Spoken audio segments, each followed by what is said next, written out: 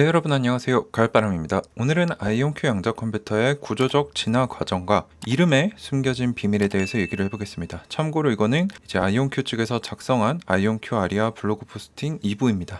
자, 그래서 저번에 아이온큐 아리아 파트 1을 영상으로 설명을 드렸고 파트 2입니다. 그래서 이건 내용이 뭐냐? 아리아의 진화된 아키텍처, 고급 이온 트랩 및 이것을 가능하게 하는 아이온큐의 주요 이점에 대해서 설명을 해주고 있습니다. 그리고 끝에는 이제 그래서 우리 아이온큐께 좋으니 여러분들도 한번 써보십시오 해서 고객들이 이제 베타 서비스를 신청할 수 있는 폼으로 이어지는 형태로 자연스럽게 마케팅으로 이어지고 있습니다. 자, 그래서 아이온큐의 구조적 진화라는 소제목을 가지고 있는데요. 먼저 우리가 살펴볼 것은 아이온큐의 시작과 이제 이온 트랩 방식, 그리고 아이온큐가 자랑하고 있는 올-투-올, 완전한 연결성에 관한 것입니다. 그래서 아이온큐는 메릴랜드 대학과 듀크 대학의 교수인 크리스 먼로 교수님과 듀크 대학의 김정산 교수님의 15년간의 긴 공동 연구 기술력에 기반하고 있습니다. 그래서 2013년에 이 두 분은 이온 트랩 프로세서 확장이라는 제목의 논문을 사이언스지에 출판을 해서 어떻게 이 이온 트랩 기술을 확장을 시켜서 그 어떤 전통 컴퓨터로도 풀 수 없는 문제들을 풀 수 있는 양적 컴퓨터를 만들 것이냐라는 아이디어를 출판을 했습니다. 결정적으로 그래서 이 두 분이 강조한 게 두 개가 있는데요. 첫 번째는 단일 칩 주위의 이온을 왕복하기 위한 양자전화 결합 장치. 요거는 이제 저도 뭔지는 자세히 모르겠어요. 근데 두 번째 이게 중요합니다. 칩 사이에 모듈식, 이제 하나의 칩들 이것들을 연결하는, 그래서 큰 양자 컴퓨터 하나를 만드는 광자 상호 연결이라고 해서 포토닉 인터커넥트를 포함해서 이 두 가지를 아우르는 모듈식 아키텍처의 필요성을 처음부터 이해를 했다는 겁니다. 그래서 미리 확장성을 염두하고 디자인을 하셨다는 거죠. 이 두 아이디어는 모두 아이온큐의 공동 창립자 두 분에 의해 발명되고 개발이 되었고, 또 양자 컴퓨팅 어플리케이션에 있어서 올-투-올 연결성이라는 거를 중요하다 라고 생각을 하고 있다. 근데 이게 뭔지는 뒤에 얘기를 드릴게요. 그래서 대규모로 양자 컴퓨터가 확장되었을 때도 올-투-올 연결성을 포함하는 설계를 하기로 결정을 했고, 이 기능을 중점적으로 설계하고 있다 라고 대략적인 설명을 해줍니다. 자, 그래서 올-투-올 커넥티비티가 뭐냐, 이거 아이온큐 아리아의 21개 완전히 서로 연결된 높은 고품질 큐비트를 얘기를 합니다. 그래서 그냥 연결됐다 6개가 그러면 이렇게 그려질 수 있는데, fully connected, all to all이면 서로 완전히 다 연결이 됐다는 거죠. 이런 형식으로. 그래서 21개가 완전히 연결이 되었기 때문에 all to all connectivity라고 하고, 시스템, 양자 시스템이 추가적인 오버헤드, 간접 비용 없이 서로 다른 큐비트와 그 어떤 큐비트와도 얽힘이 가능하다. 그래서 충실도가 높고 성능이 뛰어나다. 그래서 이 올-투-올 커넥티비티를 아이온큐의 강점으로 손꼽고 있습니다. 자, 그리고 양자 컴퓨터 제조와 관련된 이야기입니다. 그래서 이 두 공동 창립자들은 메릴랜드 대학에서 시제품 양자 컴퓨터를 2015년에 런칭을 했습니다. 이때 나온 게 이제 5개 이테리움 소재로 된 큐비트를 사용을 했는데, 더치 조사라는 알고리즘을 실행했을 때 95%의 성공률을 보여줬고, 이거는 2015년 당시 가장 뛰어난 성능이었다. 그래서 이 성공에 힘입어서 자신감을 얻게 된 두 창립자들은 이제 비전을 조금 더 빠르게 상용화할 수 있는 기업을 창립하기로 했고, 이건 또 NEA의 힘이 크죠. 1대 대주주인. 그래서 첫 4개의 아이온큐 양자 시스템을 개발을 했는데, 같은 기본적인 근본적인 접근법에서 점진적인 단계로 개발만 했다는 겁니다. 첫 4개 세대는. 그래서 큐비트 숫자를 늘리고 에러를 감소시켜 왔다. 그래서 이 4개 중에 가장 최신 세대가 아이온큐 할모니입니다. 이제 이 조화라는 뜻을 가지고 있는데, 이테리움 11큐비트 양자 시스템을 얘기를 해요. 이제 요 다음에 나온 게 아리아이고, 요 다음에 나온 게 이제 포르테죠. 그래서 이 순서대로 흘러간다. 그래서 고객들에게 상업적으로 사용 가능한 첫 양자 컴퓨터였는데, 아이온큐에 그래서 경쟁력 있는 성능, 그리고 새 메이저 클라우드사에서의 가용성, 높은 신뢰성으로 인해 지금까지도 큰 인기를 얻고 있다 라고 합니다. 그래서 이렇게 시작해서 아이온큐 할모니까지 왔다. 자, 근데 여기서 뭘 개선해서 아이온큐 아리아가 나왔느냐. 일단 첫 번째, 진보된 고급 이온 트랩의 사용입니다. 자, 아이온큐 아리아는 32 물리적 큐비트를 사용하고 있고, 최대 20개의 알고리즘 큐비트를 가진 스펙을 가진 양자 컴퓨터입니다. 그래서 할모니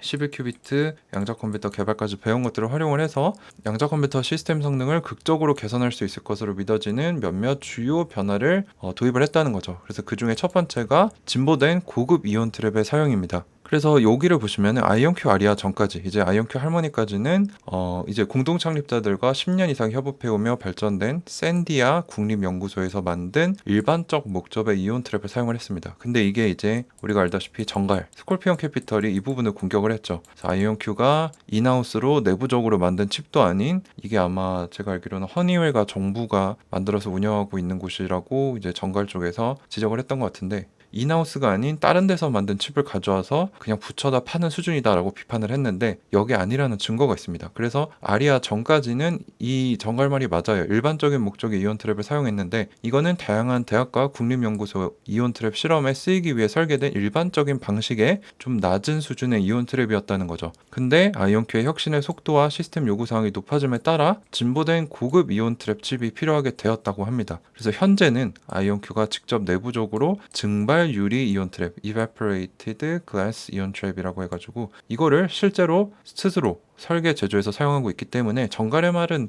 되게 간사하죠. 절반은 맞고 절반은 틀린 겁니다. 그래서 실제로 사용을 하긴 했지만 지금 최신 세대에 와서는 아이온큐가 필요에 따라 요구사항이 높아짐에 따라 직접 제조해서 사용하고 있기 때문에 거짓이다. 그래서 증발 유리 이온 트랩은 아이온큐의 양자 컴퓨터 요구사항을 위해서 구체적으로 제작이 되었고 충실도에 상실 없이 많은 큐비트로의 확장이 가능하며 멀티코어 양자 프로세서 연산을 지원하기 위해 설계됐기 때문에 고급 이온 트랩을 스스로 만들어서 아이온큐는 사용하고 있다. 그리고 이 증발 유리 이온 트랩은 이 샌디아 칩보다 최소한의 재보정을 필요로 하기 때문에 가동 시간을 최대화하는 또 여러 이점들이 있다라고 얘기를 하고 있습니다. 자, 그래서 그게 아리아에 도입된 첫 번째 메이저한 체인지고요. 두 번째는 큐비트 운영 환경의 진보입니다. 그래서 아이온큐의 이온 트랩을 보면은 이온 큐비트들을 초고진공인 챔버, 이 조그만 방이라고 하죠. 그래서 조그만 이 도구 안에 이온들을 진공에 잡아놓고 사용을 합니다. 그래서 주변 환경과 격리시켜서 노이즈를 줄이는 거죠. 그래서 진공 상태에 격리시켜서 이 이온 큐비트들을 레이저로 냉각시켜서 냉각한다는 게 이제 움직이지 않는 절대 정지 상태로 만들기 때문에 정지가 되면 온도가 내려갑니다. 그래서 절대 0도로 만든다는 거죠. 상온에서 이게 가능하다는 겁니다.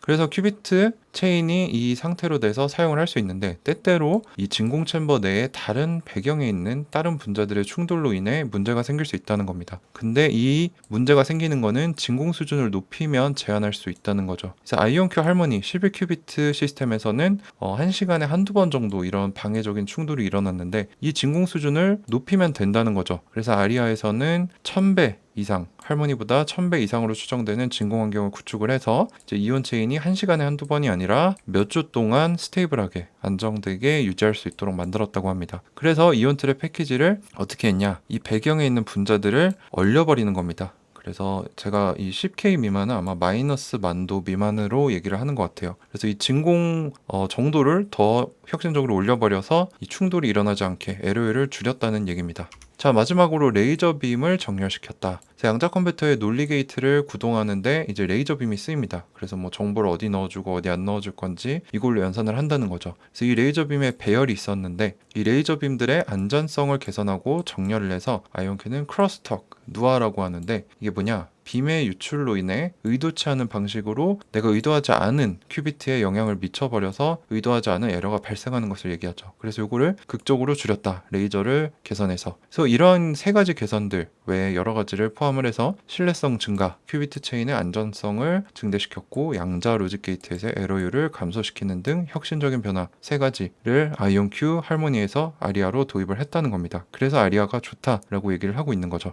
자, 그러면 이거는 이제 여러 분들이 궁금증을 가지셨던 부분인데 왜 양자 컴퓨팅 이름을 뭐 할머니, 아리아, 왜 포르테로 지었느냐? 이게 이제 공통점이 있죠. 다 음악 언어입니다. 그래서 아이온큐 아리아 전까지는 아이온큐는 양자 컴퓨터들에게 이름을 지어주지 않았습니다. 왜냐면 이전 세대에 점진적인 발전이 있었을 뿐 메인 이 혁신적인 발전이 없었기 때문이죠. 근데 아리아 같은 경우는 이온 트랩, 고급 이온 트랩을 사용하고 레이저 정렬하고 연산 성능 등 면에서 큰 성장을 이뤘기 때문에 자신만의 확고한 정체성을 가지고 있어서 이름을 붙이고자 해서 기업의 임직원들에게 의견을 받아보았다고 합니다. 근데 이들 중 몇몇이 꽤나 뛰어난 음악가였기 때문에 음악적인 이름을 붙여보자 라는 제안을 했다는 거죠. 그래서 아이온큐는 단순히 새로운 세대 양자 컴퓨터를 소개하는 게 아니라 각각 양자 컴퓨터의 이름이 양자 컴퓨터의 본질과 아이온큐의 문화를 잘 반영할 수 있도록 음악적인 이름을 붙이기 시작했다는 겁니다. 자, 그래서 아이온큐의 이제 이온 트랩 안에 있는 큐비트들은 서로 밀어내고 뭐 이런 운동들을 한다는 거죠. 근데 마치 기타 줄과 같이 조화적으로 행동을 한다고 합니다.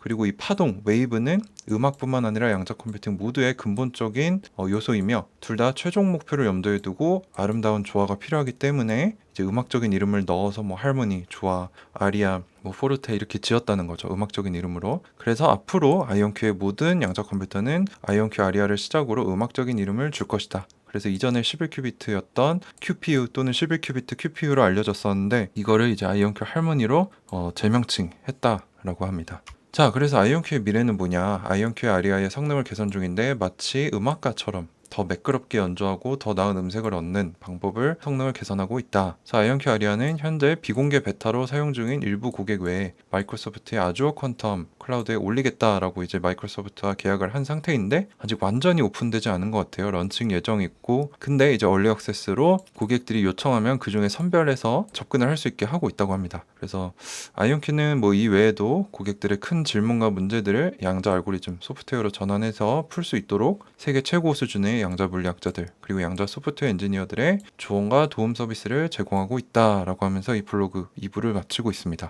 자, 그래서 저의 의견은 뭐냐? 이게 이제 작년 12월 21년 12월에 있었던 Q2B, 퀀텀 투 비즈니스, 이제 양자에서 사업으로 이제 양자 산업의 상용화를 촉진시키기 위해 열렸던 미국에서 큰 연례 행사인데 여기서 아이온큐가 발표했던 PPT 자료 중에 하나입니다. 그래서 11큐비트 이테리움 이게 이제 할머니고 레이테스트 제너레이션 이테리움 이게 최신 세대 이테리움 이게 아마 제 생각에는 아리아인 것 같아요. 근데 그 다음에 나온 게 할머니인데 이제 11큐비트 이거는 32큐비트 그리고 포르테도 32큐비트인데 근데 안타깝게도 여기선 바륨을 내겠다고 했는데 이제 포르테는 이테리움입니다. 그래서 아마 포르테가 이건데 먼저 나온 것 같기도 하고 그래서 제가 한번 여쭤봤었던 것 같아요. 그래서 이테리움과 바륨 왜 바륨으로 바꾼다고 했는데 이테리움인 포르테가 5월달에 나온 겁니까? 라고 여쭤보니까 투트랙으로 가져간다. 왜냐면 이테리움 오래 해왔고 바륨이 혁신적인 거기 때문에 투트랙으로 진행을 할 것 같다라고 말씀을 제가 들었고요. 그래서 아마 2022년 2분기나 뭐 올해 안에 바륨으로 된 새로운 세대가 발표되지 않을까라고 추측을 하고 있습니다. 자, 그래서 이제 제가 아이온큐의 마음에 드는 점은 항상 사용자, 고객 중심, 실용적인 방안을 어떻게 내놓을 것인가, 실용성을 항상 본다는 점이 마음에 들었고요. 뭐 여기 보면은 퓨처 제너레이션 1, 2, 3를 1은 이미 조립됐고 2는 만들고 있고 3은 설계 중이다 이렇게 4개의 디자인을 하고 있다 라고 있는데 정말 로드맵대로 잘 하고 있다라고 생각이 되는데 이제 중점은 확장성이겠죠. 그래서 언제쯤 쓸만한 양자 컴퓨터가 나올 거냐 그리고 거기에 들어가는 핵심 기술인 광학 상호 연결 아까도 나왔습니다. 그래서 포토닉 인터커넥트는 언제쯤 실현이 가능한가 이게 이미 연구소에서는 개념 증명이 됐어요. 근데 이거를 상용화를 언제쯤 할 수 있느냐가 이제 아이온큐가 큐비트 숫자를 크게 늘려서 진짜 쓸 수 있는 돈이 되는 양자 컴퓨터를 언제 만들 수 있느냐 그것에 관건이 될 것 같습니다. 그래서 우리가 해야 될 거는 이제 기술력 진보 뭐 이런 세대 발표가 잘 나오는지 로드맵 달성 뭐 매출이나 언제 뭐 어느 정도 수준의 양자 컴퓨터를 내겠다 이런 로드맵들 잘 나와 있죠. 그래서 제 영상을 참고해 보시면 좋은데 이 두 가지를 잘 지키는지 그리고 이제 레베뉴 매출이 성장세로 잘 올라가는가 그러다 기하급수적으로 늘어나야 되는데 이걸 잘 달성하는가를 이번 2분기 실적 발표부터 쭉 지켜봐야겠습니다. 네, 그래서 오늘은 아이온큐 양자 컴퓨터의 구조적 진화 그리고 이름에 숨겨진 비밀에 대해 얘기를 해봤고요. 아이온큐 아리아 2부 마쳤습니다. 네, 오늘도 끝까지 영상 시청해주셔서 감사드립니다. 가을바람이었습니다.